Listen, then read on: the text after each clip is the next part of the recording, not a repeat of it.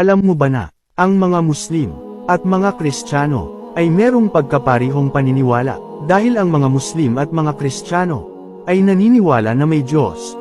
Naniniwala rin ang dalawang relihiyon na may mga anghel, demonyo, at mga propeta, ngunit ang pagkakaiba ng dalawang panig ay ang mga Muslim ay naniniwala sa iisang Diyos, ngunit ang mga Kristiyano naman ay may paniniwala na magkasalungat. Ang ibang Kristiyano ay naniniwala na ang Diyos ay tatlo. May mga Kristiyano naman na naniniwala na isa lang ang Diyos, dahil si Jesus daw, at ang Ama, at ang Espiritu ay iisa. Ngunit ano nga ba talaga ang totoo? Ayon sa paniniwala ng mga Kristiyano na ang Diyos ay nagkatawang tao upang makilala ng mga tao ang Diyos, kagaya ng pagkabanggit sa Biblia sa Juan Kapitulo 10:30, na sinabi ni Jesus na, "Ako at ang Ama ay iisa."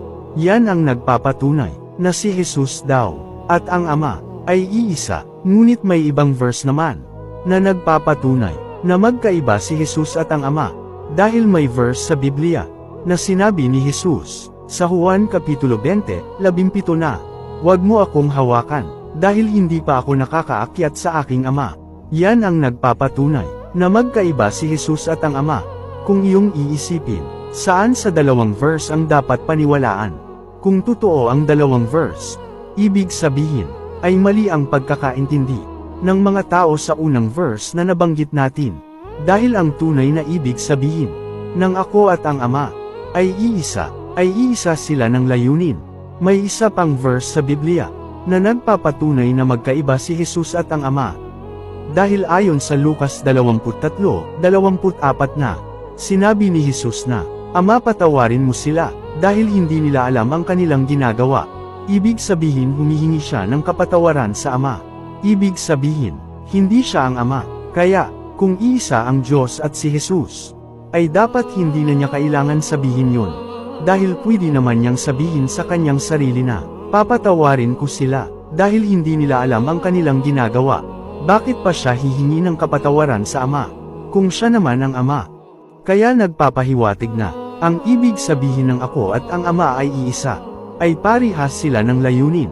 At alam mo ba na, ang salita ng Diyos ay walang kapintasan, at walang kamalian, ngunit ang Biblia ay meron itong kamalian, dahil kung titingnan natin sa Biblia sa 2 King 8:26, sinabi dito na, si Isaiah ay naging hari, nang siya ay 22 years old, at siya ay naghari ng 1 taon sa Jerusalem.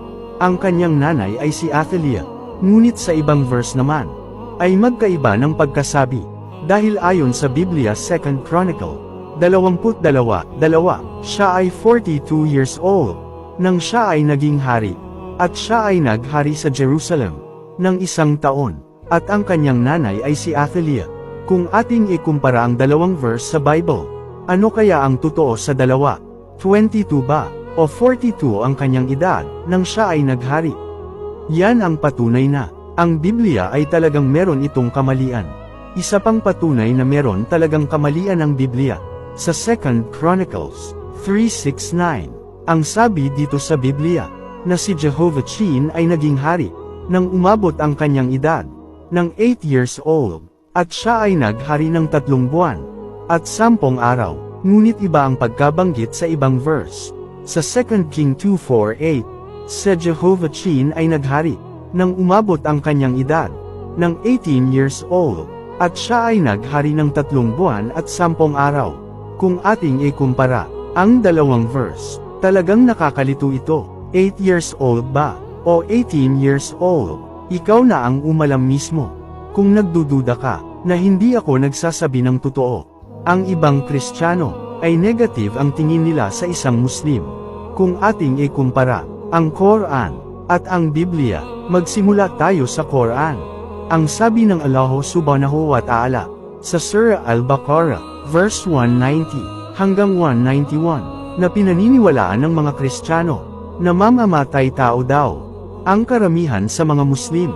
Ang sabi dito ay, وَقَاتِلُوا فِي سَبِيلِ اللَّهِ الَّذِينَ يُقَاتِلُونَكُمْ وَلَا تَعْتَدُوا. Makibaka sa landas ni Allah laban doon sa mga kumakalaban sa inyo sa panahon ng digmaan, Subalit huwag kayong magmalabis. إن الله لا يحب المعتدين. Tunay na si Allah ay hindi nagmamahal sa mga mapagmalabis. Kung ating ikumpara, kung ano ang inutos sa Biblia, ito ang pagkakasabi. 1 Samuel 15:3. Maon ka, at saktan mo ang Amalek, at iyong lubos na lipulin ang buo nilang tinatangkilik. At huwag kang manghinayang sa kanila, kundi patayin mo ang lalaki at babae, sanggol at sumususo, baka at tupa, kamelyo at asno. Kung ikaw mismo ang tatanungin kita, galing mismo sa iyong puso, saan dyan ang mas makatarungan? Huwag kang magbulag-bulagan. Kung may kakilala kang pari, pastor, madre, o kaya nakikipagtalo patungkol sa relihiyon, ay i-mention mo siya dito.